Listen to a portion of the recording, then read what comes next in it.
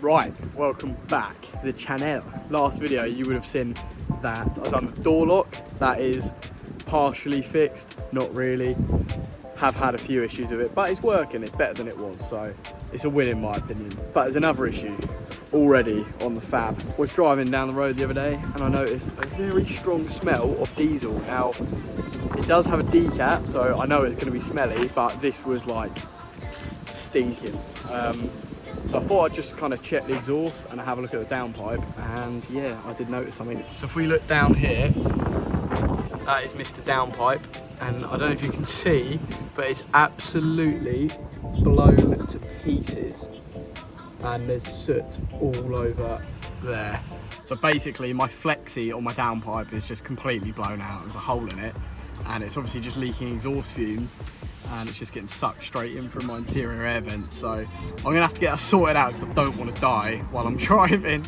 Now the problem is, I did try and check this out a few weeks ago, and I tried to undo the downpipe turbo, like one of the nuts, and I may have rounded the nuts. So my lovely friend actually reckons that he can get this nut off. I've said to him, like, it's a nightmare because you can't get a socket on it or anything, it's a nightmare. But he's lent me his ramp, so we're gonna shoot there now and take a look, see if we can get this downpipe sorted out. Right, we've made it to the garage. I've got a nice little place here. Fab is on the ramp. Jesus, it's a bit worrying. I've never had my car on a ramp before.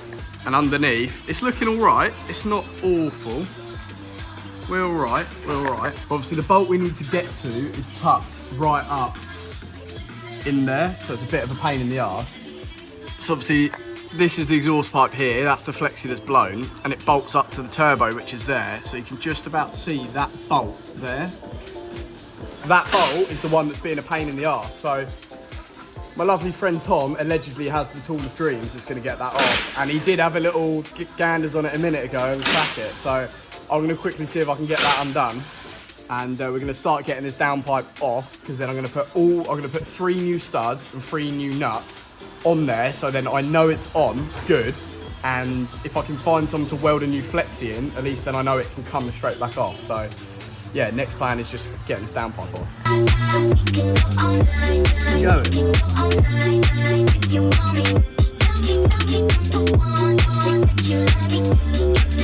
I see the problem here. What's the problem?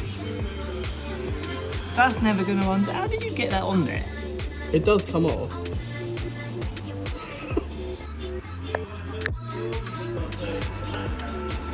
Nah, it's alright, mate.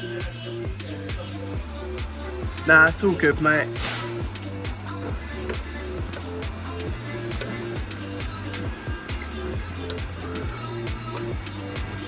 Right, it's coming off.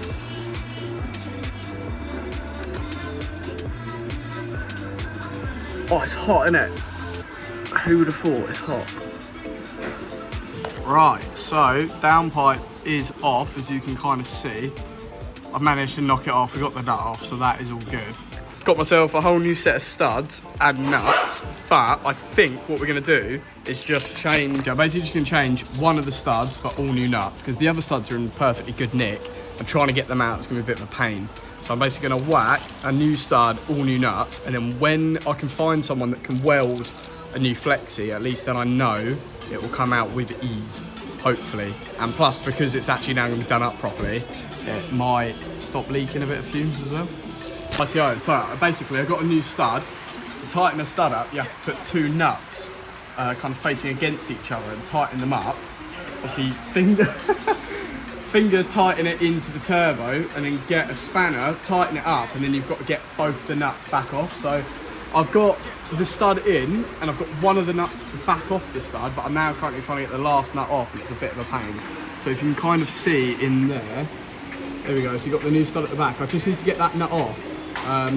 But because obviously there's not much room in there, you can kind of see there's only minimal. So obviously, yeah, because there's only a little bit of room, it does make it a little bit of a pain in the arse, because you can only do it like a quarter of a turn at a time, but we're getting there, and then I can whack it all back together nice and good, and I know it'll be sealed up nicely. So right, quick update, studs in. So now I'm going to try and get the old exhaust on. I might actually try and do it one-handed to get it on video quick. I might be able to.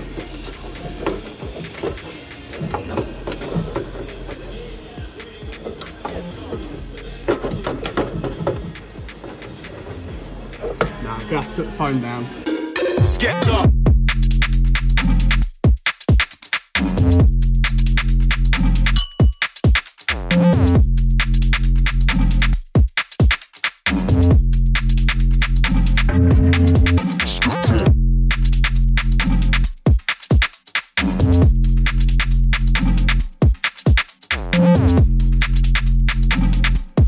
Rightio, ladies and gentlemen, they're all on, nice and tight. Downpipe is all done, and obviously it won't be a Harry Roberts video without a mod. So I've got these little 5mm, they're like shim spacers.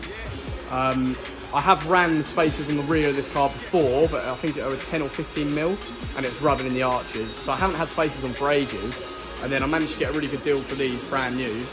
10 or 11 quid, and I thought sod it. So I'm going to whack these on. I'm just going to double check the standard wheel bolts are long enough for them. My wheels ain't going to fall off. Before we go any further with the video, we do have to shout out today's video sponsor, Topdon. Now Topdon have sent me their Topdon Top Scan OBD2 reader scanner Bluetooth device. It's like a mobile Bluetooth scanner basically. Now I've always used like a Street Smart Euro car parts special 15 quid job, the little red one. If you know you know. I've always had one of them. Topdon kindly have sent me the Top Scan, which is like to me the most futuristic thing I have ever used. So to get it set up, you need to download the Topdon Top Guru app. It's like a little red app on the App Store. And then once you're on there, you just need to register this device on the app. You can scan it. There's a little device registering tool where you can scan the little QR code that's on there. Once you scanned it, it then knows that this is yours on the app. Now what I'm going to do, I'm going to quickly show you how to plug it in and pair, and I'll show you how the app works. So on Fabia's, the OBD port is, you can open that, and then if you pull it more, it pops down and it's in there. So all you're going to want to do is just pop this in there like that, and it's going to beep and show show like a red light, and the blue light showed that it's paired. Now to actually pair it, oh, it's beeping. To actually pair it, you need to go into your settings on Bluetooth and then just connect it on Bluetooth, and then I'm now going to show you what you need to do in the app. So you open the app up. Now it is going to ask you to register and log in. So once you've created an account, you'll be greeted with this page. Now you just want to click on the diagnostics tab, and there'll be a list of different brands and options for brands. You just want to download the correct brand for your car. So obviously mine is Skoda, so I'm going to click on the Skoda one, which I've already installed.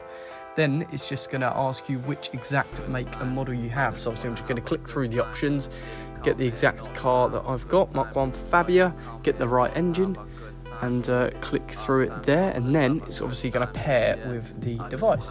So you just got to wait for that to pair. Now once it's paired, you're greeted with all sorts of information and things. I'm, for the sake of this video, just going to use auto scan first. It's going to give me a long list of stuff that I can scan. I can press scan at the bottom and it will scan everything one by one, which will obviously take a while, but I'm just going to click on engine control module 1 and just give that a scan and see what it comes back with. So it comes up with this little screen. I'm going to click on DTCs, and it's come back with no fault codes, which is lovely. Now I'm going to try the air conditioning tab. Now I have actually completely stripped the air conditioning system out of my car, so I am hoping to see some fault codes when we click into this one. So we're greeted with the same page, and we're going to click straight on the read DTCs again, and hopefully, there we go. There's 3 big main active/static codes that are stored on there.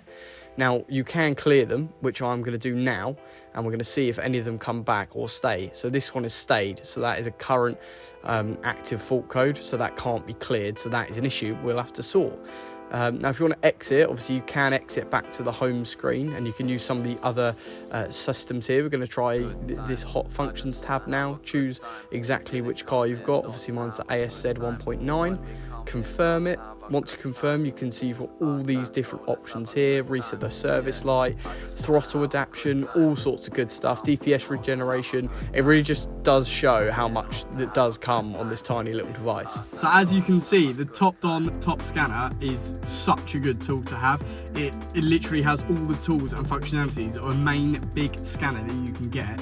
and it fits straight in your pocket. Cannot ask for more, especially for someone like me that's always on the move. Having something like this just tucked away in my glove box really can make life easy. So I just want to say a massive thanks to Topdon for sponsoring today's video. I'm going to leave all the links down in my bio with a discount code as well. So please go check them out, and let's get on to the next thing for the video. Good time, good time. I just wanna have a good time. Good time, good time. I just wanna have a good time. Good time, good time.